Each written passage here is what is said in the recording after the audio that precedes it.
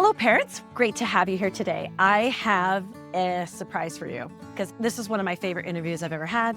It's with a guy named Jake Wood, and he tells us his very fascinating story of going through and he would not want this label, but he had a transformation from being called an addict and having labels be put upon him to AA, to being clean. And then he had a very transformational experience. And I just don't want to give it away, but it is absolutely fascinating. His idea of the disadvantages of labels and internal family systems work. And I just cannot wait for you to hear Jake's real, beautiful soul responses, authentic responses to this interview. Okay, enjoy. Hey, everybody. We are so excited to have Jake Wood with us today. Hi, Jake. Hey, Beth. Yay. How are you doing? I'm doing good. Thanks for having Awesome. me. Yes. Just so you know, if you guys are watching the video, which we now sometimes do, we did not plan to both wear gray sweatshirts, but we do. I noticed that when we first got on. Of course we do. Of course we do. And it's a little bit of a gray day here in Utah. So yeah, it works. Okay, everybody. I actually have known Jake for a little while. Has it been a year? 6 months? Yeah. Yeah. At At least a least. year, probably. At Yeah. least a year. And he has an incredible story. So, and an incredible perspective. I'm going to offer that too. So I'm really excited for my audience to hear this because it is yours. And you're the only one who's had your experience, right? And lived in you. And so, or with you, I don't know how to say that right, but I'm really excited. So I just want you to start where you feel like, because I know there was like a transformation. So I want you to take us from, you know, I don't know if it's A to B or more like A to Z or something like that. So, Sure. When I was talking to you a little bit earlier, it seems like my life can kind of be split up into like two sections, right? From ages 0 to 31, I call it System Jake. Like I okay. was raised in the system. When I say system, I mean Gabor Mate had actually a quote that like sums it up perfectly, right? So Okay. he had said, the Buddha had said, with our minds, we create the world. But Gabor Mate was talking about, is like what he had missed was before we're able to create the world with our minds, the world first creates our minds, right? Meaning Oh that, gosh. Yes. yeah, like the conditioning. So we have our family, our culture, the environment where we grew up, all of those things. Oh, that And really changes it, doesn't it? yeah, so it's Yeah. like knowing that, oh, a lot of the stuff that I did pre-cancer was not really me. It was just kind of conditioned to me. I was doing what I thought I like had to do and what I was supposed to do. Okay. Does that make sense? Yes. Yeah. So Yeah. we'll define that in a minute. But Yeah. so now you've mentioned cancer. So now everybody knows like there was a moment of cancer, Yeah. right? So Yeah. before that, you said that was System Jake, and then there was cancer, Uh-huh. and we can Which, even yeah, which I consider, I call it my snake bite moment. It's kind of like those moments that we have in life where it's like we have a sudden illness or a sudden death, right? It's kind of wakes like, us up a little. yeah, it's like a call to adventure for the soul, right? Like it's like, okay, here you've been living your life this way, and now we're going to go this completely different direction. Yes, I And believe so, I've had a yeah, couple of those. yeah. Okay, so then just briefly describe what would you call the after cancer Jake? So I would say that's been the soul, Jake, right? So my whole life, it felt like I was being, it felt like I had been just misunderstood my entire life.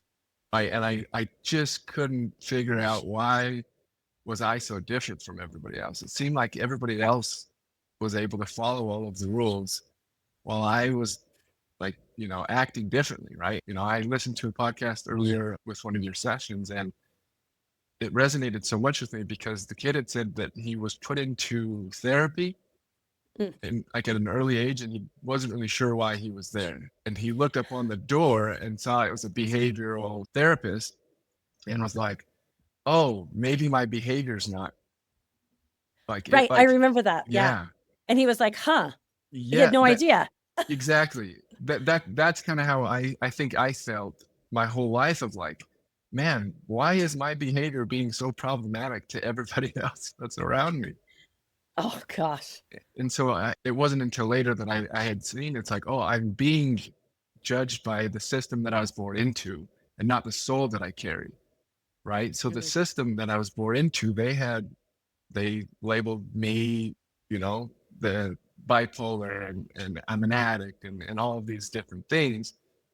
And it was kind of like it didn't give me any place to go. It's kind of like a self-fulfilling prophecy. Like, oh, I'm an addict, so I guess this is the way that I behave. And it was like everybody else was creating the rules for me.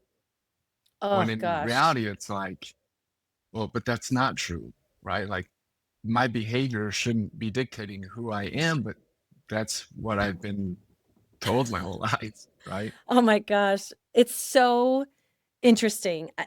And I do want to go back and have you elaborate because I think it's really important, some of the details in there. But what you just said is really fascinating because I talk to a lot of parents, right? And some kids. I don't coach kids, but I do talk to some kids. Kids meaning, teenagers, young adults. And to many, the label feels extremely important. It feels like an accountability marker. Like when my child admits they're an addict, then now we're all on the same page. That's what I sense from people. And I think for many people, a label can help, meaning maybe it helps them define, well, their kid. Maybe it helps them define themselves. And it's so interesting. So I cannot wait to hear your take on it because I think for many, a label is extremely discouraging or even stifling, right? Very, Well, not true. or not true. Yes. So Yes. we might have an addiction, right? We might Right. have this coping strategy, but we're taking it on as an identity of saying, this is who I am when I do a lot of parts work. It's from a therapy called internal family systems therapy, Yes, IFS. Yes. IFS. And the way like this literally changed everything for me when I was able to stop over identifying with my part's behavior. So, like, Right. there's a part of me that thinks that the addiction is the only way to avoid the pain that I'm experiencing, Mm, right? But if I'm saying I'm an addict, now I'm taking all of the terms and conditions that come with the identity. right. I'm now taking on the shame of an addict. I'm taking on Right. all of the guilt of an addict. I'm taking on everybody else's opinions of an addict. I'm Yeah. taking on a whole system's viewpoint of being an addict. Right. And there's It's already so much noise telling me who I am and who I'm not. If I oh, take on this whole label, then no wonder I have no like I feel so misunderstood. Right? right. It is. Oh my gosh. Okay. I do want to go back, but Mhm. I it's so interesting because I see the desire, I guess, from the parents or even the program people or even therapists, right? Who are who are helping, they feel like they're helping an individual take accountability by accepting that label. Ugh, but you're thinking internally, there's some disadvantage and some real harm happening. Because what about all of the other parts that Right. aren't an addict? Right. Right. Exactly. Oh, I love parts work too. Okay. Let's go ahead and tell everybody why you had this perspective because it's truly unique and beautiful and I want them to Well, know. so my parents tell a story when I was just little. Like I always struggled with my behavior. We didn't know about ADHD back then, but Mm, like I was later diagnosed at like 31, I think, with ADHD. And so like my whole growing up though, I'm just super hyperactive. And yeah. talking and was always getting kicked out of classes. But it was at a parent teacher conference that I just dreaded going to because I was always going to be getting in trouble. But like this is where the confusion would come in because I would get in trouble at school, but then we'd go to a parent teacher conference and the teacher would talk to my parents and be like, "Oh, he's so funny. We have a hard time like not laughing with him, but he's just really disruptive." And it was like, I'm going to all of it's like, okay, am I bad or am I funny? Like Oh, what's this yeah. deal? But we would go to all of the classes that I was doing bad at. And my parents always tell the story, and like I don't even remember it because I was pretty young, but it was like we were getting ready to leave. And I guess I said, well, aren't we gonna go to the class that I'm doing good at? And my mom, she said it just like broke her heart because she was like, oh my gosh, of course, like they've just been focusing on all of these Focusing. other pieces. And Oh, so like if you think yes. about it, like that's parts where it that I knew as a kid, I'm like, well, yeah, I'm not doing good in these classes, but I do have all of these other things that I'm doing well Yes. at. Like, why are we only focusing on this one thing? And I know Yeah. that it can bring safe, like that's all it is. It's we want to feel safe. And so what brings us safety? It's like certainty. We want to be Yeah. certain. We want to know. We're not comfortable in not knowing.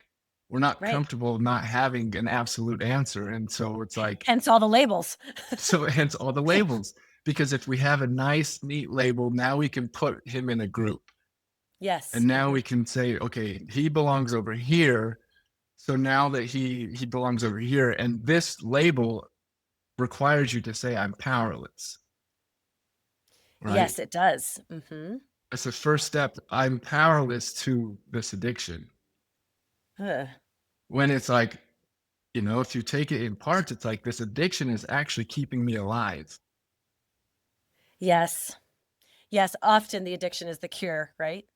Yeah, it is yes, it's poison, but it's also medicine at the exact same time because without the addiction, right? A lot of us, me especially, like I didn't want to be alive. That was the only thing Yes. that was helping me escape my pain and hence stay on this earth. Right. So it's like when you look at it in a different way of like, oh, thank you, actually. Right. You're not the villain, you're not this demon that I've been told you were. And it was being able to actually get to know these parts of like, okay, this isn't the whole story. I think that's Right. been the big problem of like, we hear one story and we Mhm. like it. It brings us safety. So we're gonna attach to that story because now I feel a little bit better. Now I feel like I have some control Yeah, now I feel in the like I can chaos. predict and yeah, and Yeah. guess better or whatever. Yeah. But Oh. internally, the soul knows it's not an addict. Hmm. The soul is just I feel like with me like in particular, it's just like so confused. Hmm.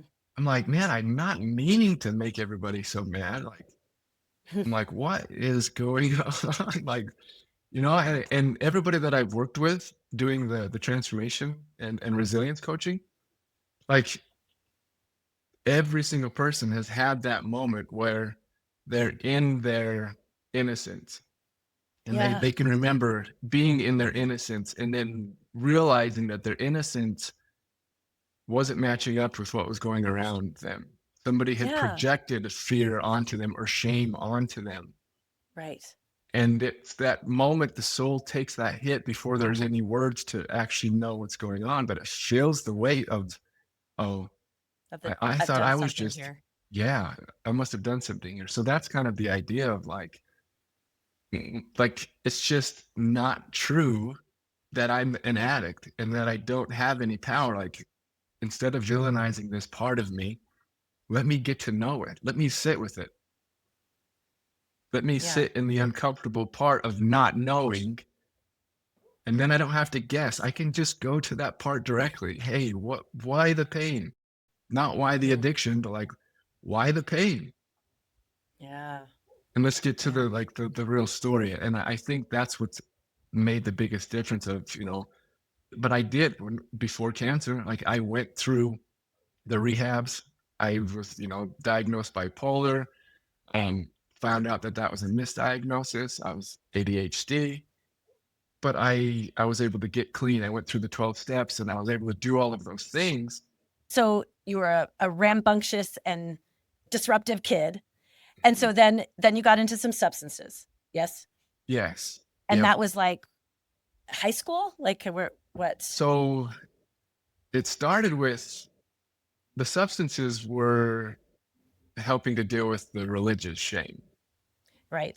The Yes. religious shame was all throughout, like started when I was 7 years old, is like the earliest that I can remember of something actually happening that was traumatizing for me. Okay. And then from that point on, it was just further ingraining of what I was doing was evil, not Right. just bad, but it was existential fear on top of that. It was actually evil. Ugh.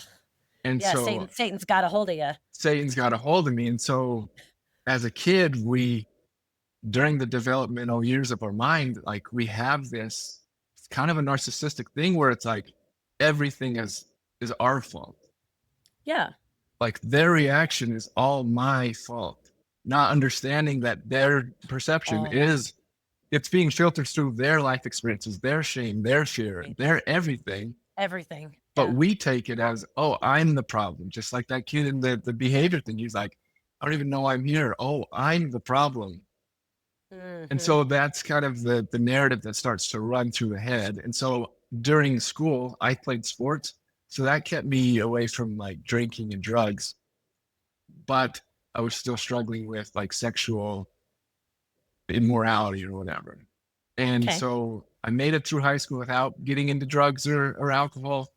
I was supposed to go on my mission and I messed up with a girl before I left, but I didn't want to tell anybody because I didn't want to let the whole family down. I was going to be the first Messed up. missionary. Is it Yeah. religious Yeah. judgment? Just thought I'd say that. Yes.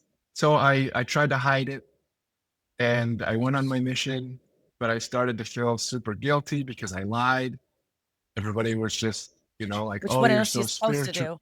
do? Yeah. But I was like, I don't want to let anybody down. Like I'm letting everybody down if I tell the truth. Yeah. And so then Which I is so eventually, yeah, sad. yeah.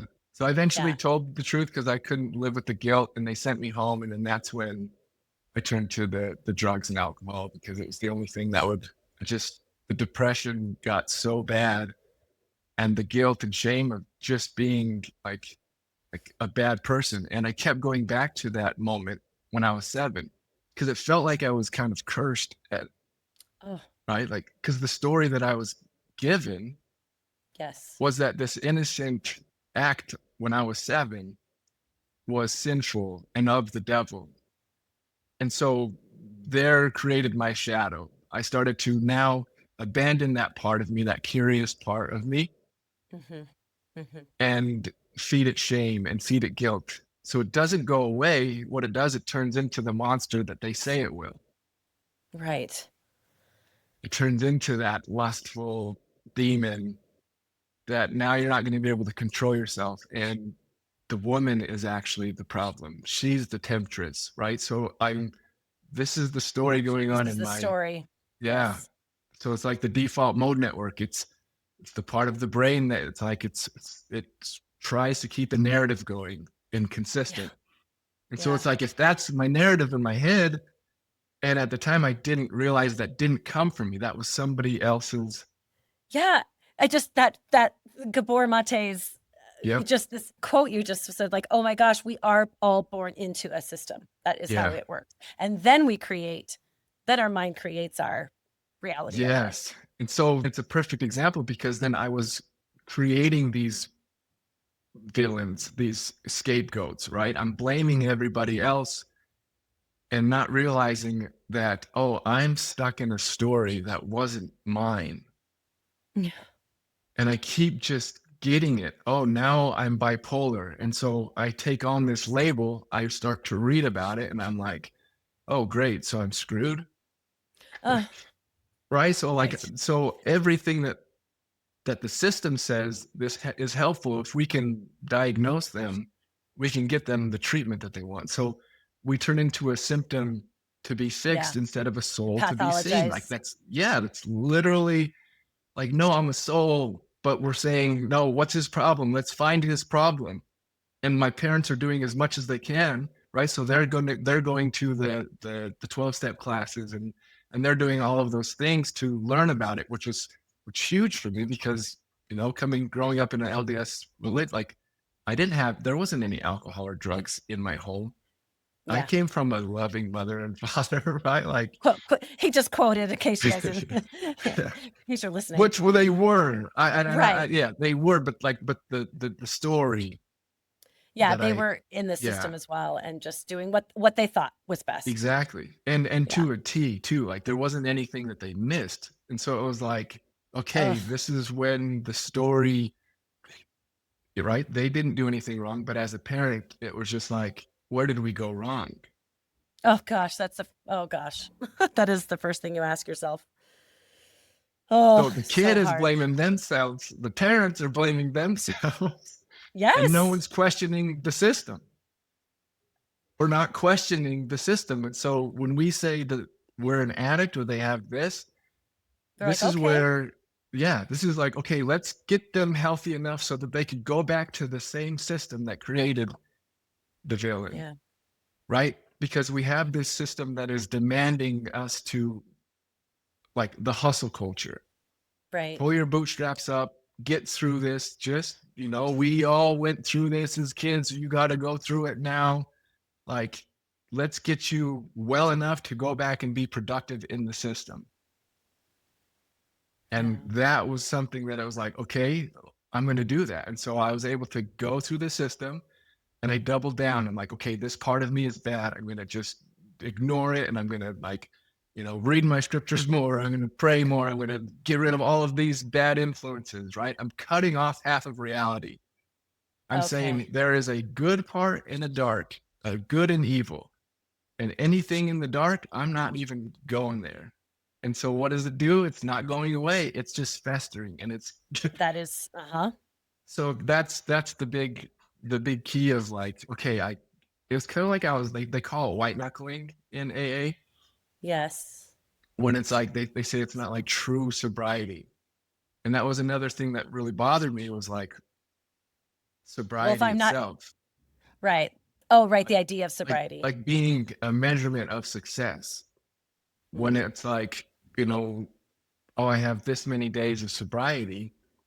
Ugh. And if we go back to Gabor Mate, he talks about the opposite of addiction is not sobriety. Right. It's connection, right? There is a Yes. loss of connection. And it's easy to see now where that loss of like that I lost connection with myself. I lost connection with that innocent, curious body part of me. Right. Because when that happened, I disconnected from my body. Oh, my desires are bad. My Right. desires are wrong and evil. Now I have to stay up here in my head. Right. Right. Now So I you just just lost a totally, like the body itself is another way that our soul talks to us. But if I can't trust my body, right? We were taught that the natural man is an enemy to God. yeah. Right? So there's so many things that are cutting me away from this aspect. And it's kind of interesting that my body is the one that got cancer. My Yes. body. So that's why I say I have system, Jake, where I did everything right. I was able to, It, so I got, go ahead. clean. Like you Yeah, got I got clean. clean. I got excommunicated from the church. I was able to get rebaptized into the church. And I'm clean, rebaptized. And then about a year and a half, 2 years after that, I started getting really tired. But I was dumb. I was like ready to take on the world because I'm like, now I need to prove myself Mm, to everybody because I've been such a screw up my whole life. Now I need to right. prove that I'm good. So now I'm gonna go into work and I'm just gonna kill it. And so I Yeah. started Can to I get just right. Go ahead. Yeah. I'm so sorry. I just have this quick question. You didn't have any awareness that you were white knuckling it. No, I was by the book. I was doing Yes. exactly what Okay. they said. Yeah. Yeah, and you were just like, I'm doing what they say. I'm jumping through the hoops. I'm making these steps. I'm gonna be clean. And now I'm sober X amount of days. And you're just like doing the work. The Yeah. quote. Yeah. Yeah. And Okay. I was succeeding in their terms. I was getting enough days clean that I could now get rebaptized and now I could, Right. have some sobriety. And I started to see, right. And then I was able to move out of my aunt's house. I was able to like I'm like, ooh, now I'm becoming I'm not dependent on Self-sufficient. anybody. Yeah. Yeah, mhm. So I was like, And the ooh, it's working. behaviors, yes, Mhm. and then everybody else is validating, Oh "Oh, yeah. look at Jake. He's Like, doing better. Jake is He" so amazing. Look how good he's doing. And it's Yeah, like sometimes as an addict, like that's even worse because it's like, oh crap. Like now, because you let everybody down so many times with addiction. And it's like right. they talk about it's like it's really hard to love an addict. I hate that saying so Mm, much. Like it I hurts so bad. Because I right. understand where it's coming from. Like, yes, it's hard, but it's like Like, they're really? in That's all I the am is my behaviors or my yeah, actions? Like, that's all I yeah, got? yeah. So, Oh, sh thank you for but saying that. yeah, Yeah, but it's confirming. See, this works, but it's all conditional. Because yeah, as long as I have this sobriety, as long as I'm doing good, everybody else is going to love me. So now yeah, I'm just going to keep this and keep proving that everybody should love me because I'm not that bad kid that they said I was back in the like growing up. And like I promise, and it's like my soul was like, I promise I'm not like that. And so I oh was my like god. trying extra hard just to be great, just to be amazing. And because then it was like, wow, Jake's overcame so much in his life. Look at him now. And so I'm like, oh shit, now I have to do everything perfect because now everybody's so excited. They just saw me get to this point. So Yeah, I you're like, "If can't I screw let up. one ball drop," or Yeah. anything, right? Mhm. Oh gosh. Yeah. Oh my gosh. Okay, okay. That just oh, Jake, that just sounds so hard. I mean, hearing it from your perspective is I've like I felt like that even though I haven't had an experience of being an addict in that way. I totally know what you mean. It's just like you feel like you have to keep all the balls in the air, and then all of a sudden now you're getting like attention or positive attention, like, "Oh, Yeah. well, now I'm worthy? Oh, Yeah. okay, I guess this is who I am now, or this is what I have to be to even feel like you're gonna even belong in the pack," Yeah. right? And like, "Oh, okay, I guess this is what I have to do." So, And now right? only one part of you gets to be seen. Yeah, yeah, Polished part, the part that's always on. It's all like, yeah. and it's exhausting.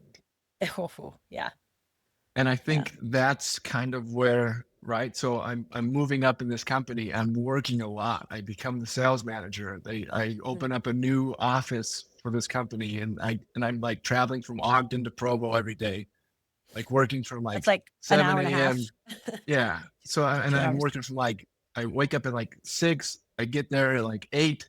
I come home at like 8 at night. I'm there Mm, all day and I'm running the whole thing, but I've got a lot of energy.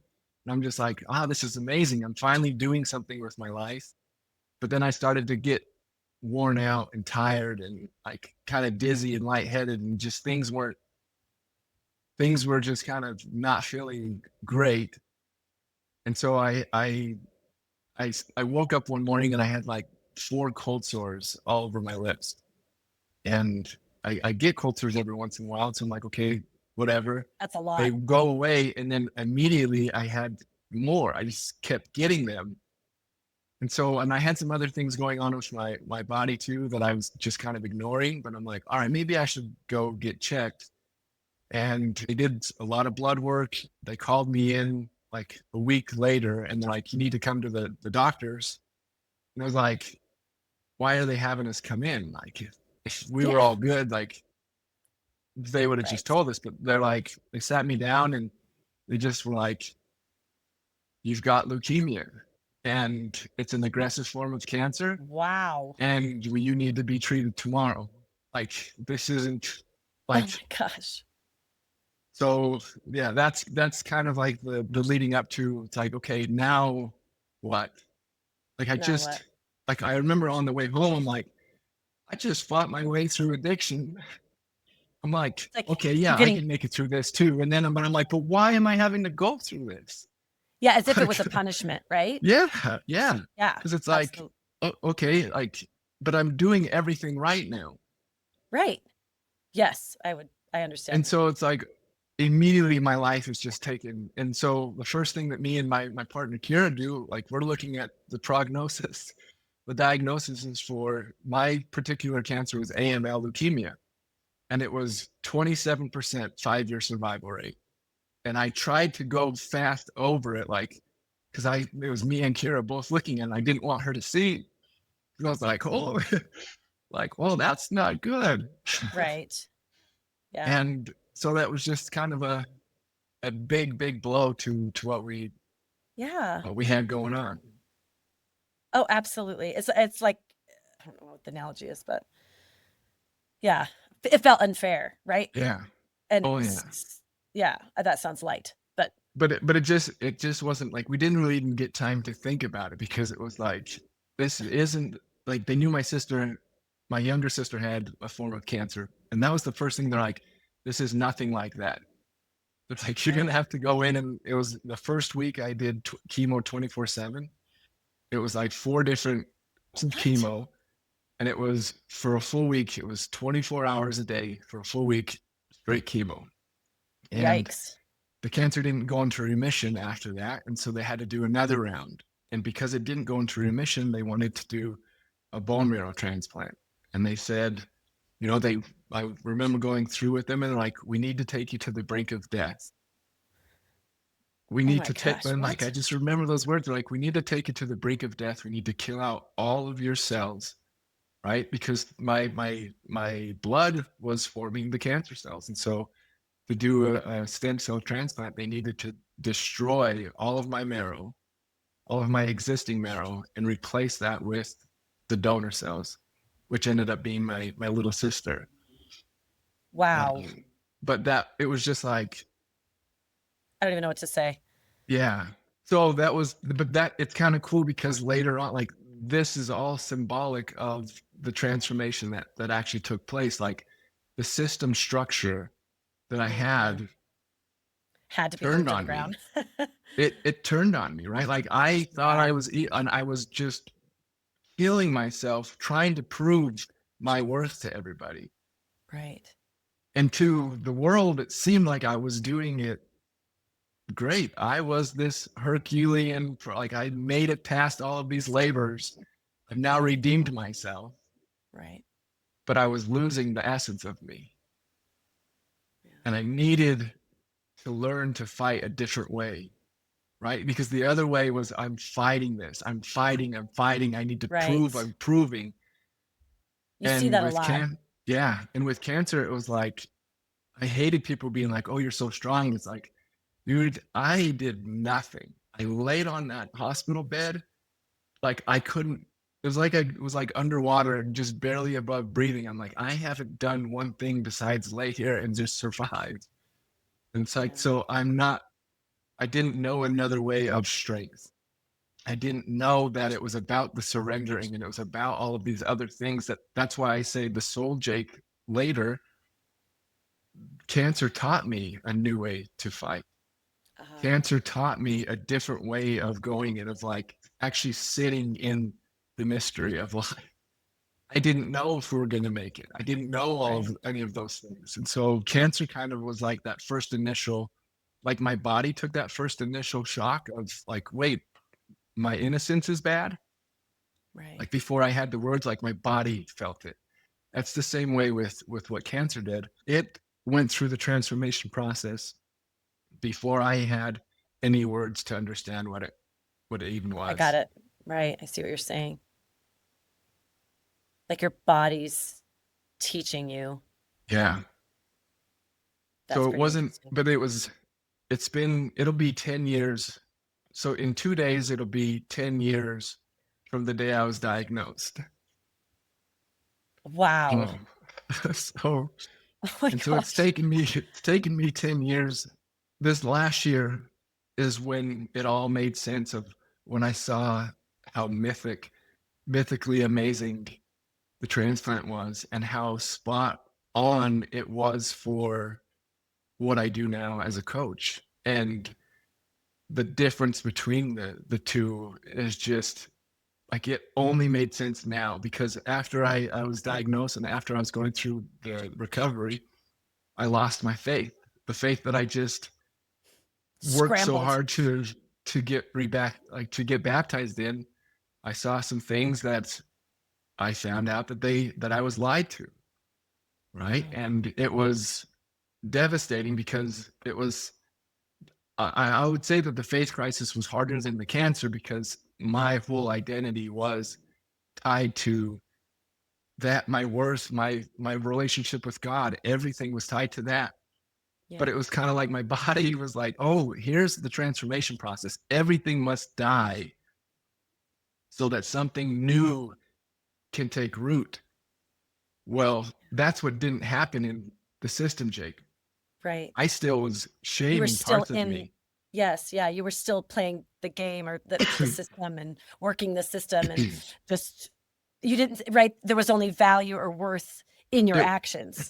and it was not a complete death. It Right. wasn't a complete transformation. It was this part of me. I'm not going to. That's what the system does. It's here's the addict. Let's put them to the side. Mm, Let's put this part of our life. Let's not talk about it. Let's avoid it.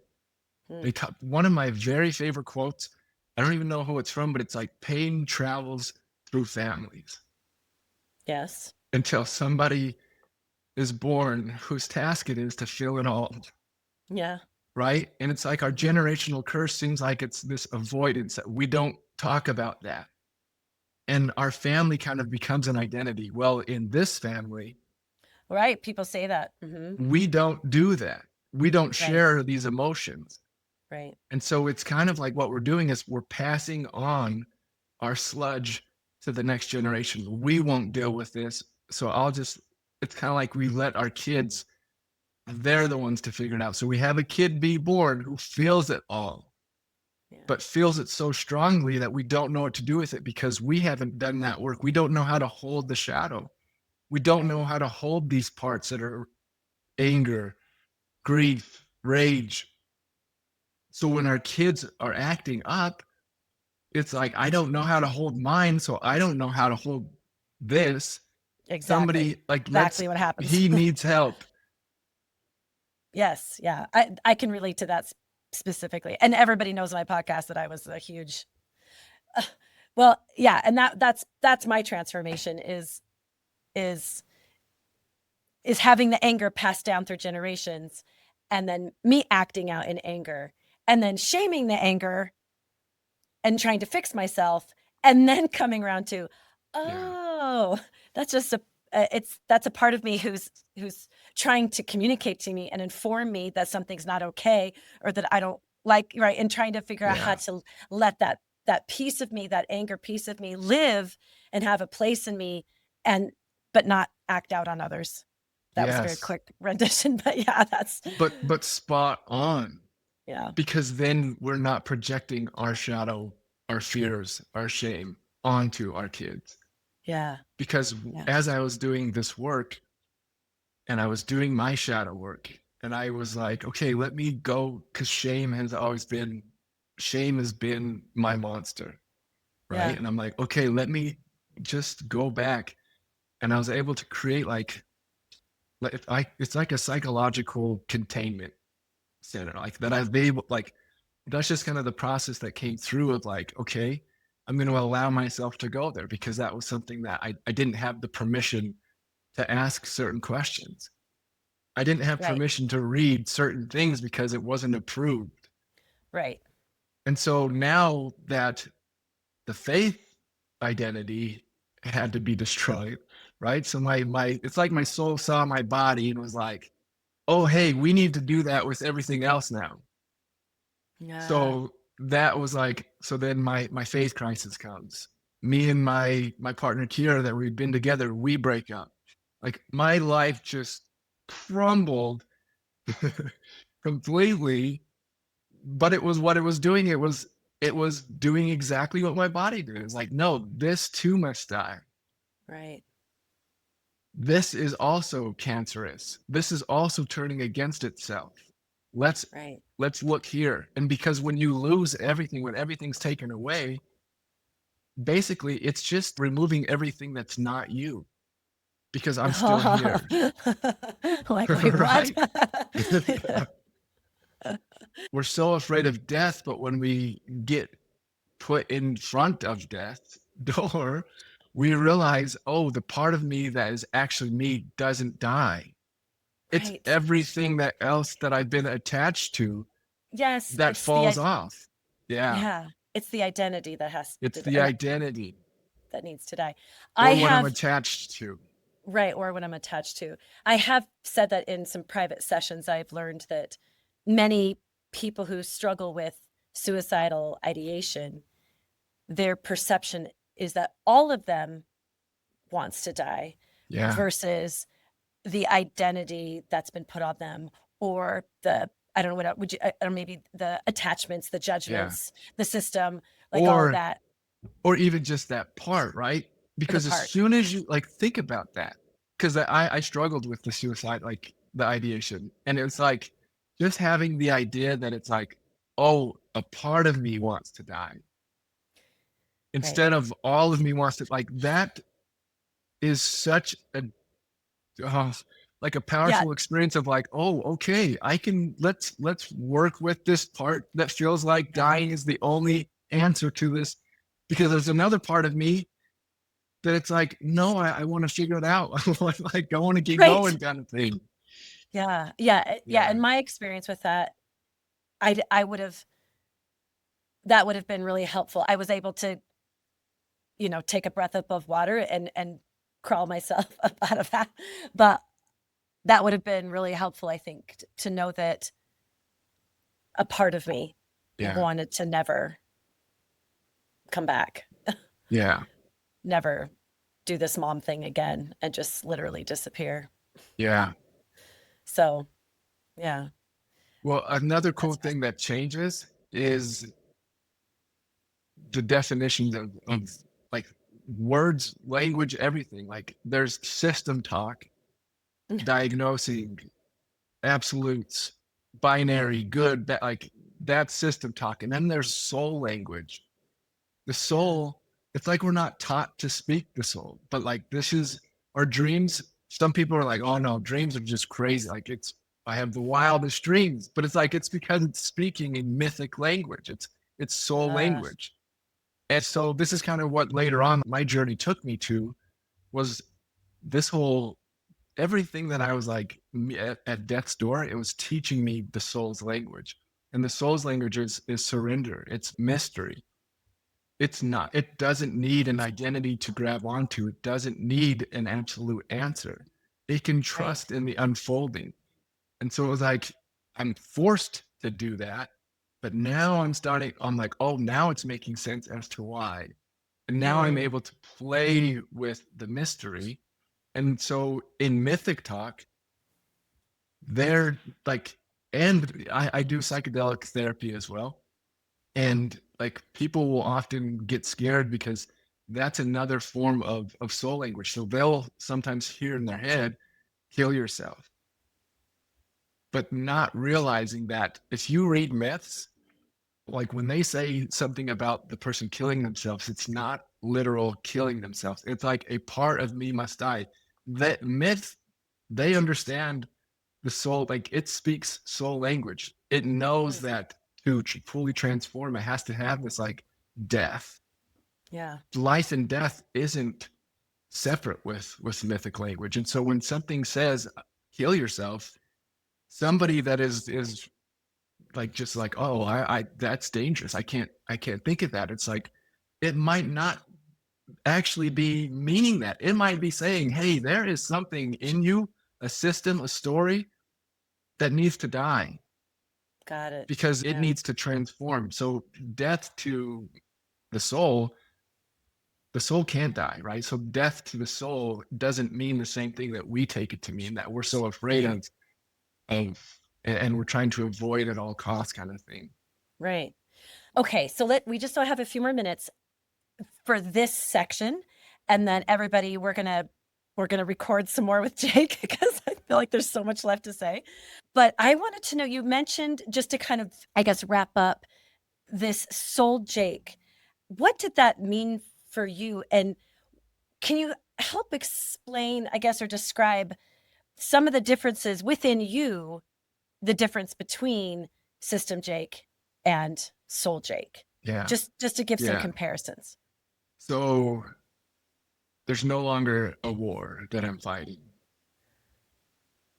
Like Like an internal war there's or no any war. internal battle. There's no any war. I Ugh, my perception of life has changed so much. Whereas like the story that I grew up in was I was basically a soldier of God, right? Like I was part right. of God's army, Yeah. and that there's this battle of good and evil, and Right. that it's Yes. all of this stuff, and it's like, okay, and now I need to go to war and fight, right? And now I need to be proving my worth and Yeah. conditional. Like that is no longer.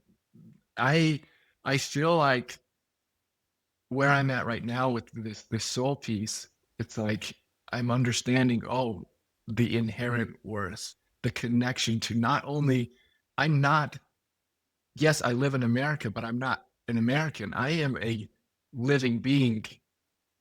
And my my family isn't just the family that I was born into. Right. I am a part of this world with other countries. And like there is actually no one thing that is crazy. It's like we have figured out the survival piece. We know how to procure food. We know how to create structure. We have the physical safety things that evolution was like, yes, that's necessary. We need all of these systems in place. But we haven't figured out how to coexist. And I think that's what the Mm, big difference is now. It's like now that I don't see an internal war inside of me, that I'm whole in all parts. Like I know mm, every part of me. I know the parts that were shame or that were lustful or that were like treated as that they were the devil, yeah. and they were just me the whole time. I Right. just fed them a lie that I was told. And so they only had one option. They only knew one way to grow into. Like, oh, Yeah. I'm the devil. You're going to keep calling me the devil. I'll show you the devil kind of Right. thing. And now it's like, that was my truth. That was my innocence. That was my creativity. I lost all of those things because of this story that I had. So now Soul Jake has brought all of these pieces back home. I have an unconditional mother, an internal unconditional mother. I have a father Right. who isn't separated from me in the sky, and who isn't a conditional father, and who doesn't is jealous God or whatever. Like I have a father who stays present inside as I work on Yeah. myself, and I think that's the biggest difference. It's I'm not running from the pain. I'm seeing that the pain is a portal to my truth. The pain is the truth that exposes the lie, and so I Mm, sit with that pain now. yeah. Oh my gosh. I I just I don't know. I feel like this feels true to me. It might not resonate with everyone, and I get that. I just want you all to know that. But I just am so, I think because, well, I I make attempts just to kind of bring it back to like parenting and kids, struggling kiddos, and all the things that my listeners are listening, is what you said about it's really hard to love an addict. Like I know what they're saying too. I get that. I want everybody to know I understand the idea behind that. But I have done, I feel like everything in my power to love my son through his actions, and despite his actions. Like my son is not his actions, he's not his behavior. I am not my behavior, thank God. Right? Like thank the universe that I am not my behavior, that I get to choose again, in every moment, if I have love coming out of my mouth or not, or whatever that is. Um, and I feel like I just that to just kind of bring it around. That is, I guess that's interesting. That's a little bit of my takeaway is that you said I have this unconditionally loving mother, right, in her, right? Yeah, That yeah, that may not always shine out, but you're able to see through or past people's actions, people's behaviors. And I think that is incredible. And I want to continue to try to do that. It's definitely one of my goals. And I feel like I have had some success. I can just tell with the transformation and and different things, right, that my kiddo presents to me, and the difference in how I respond, what I'm doing, what I'm not doing, and how I feel toward him no matter what, right? And when you're able to hold space for your shadow parts, you're able to do the Yes. same for others.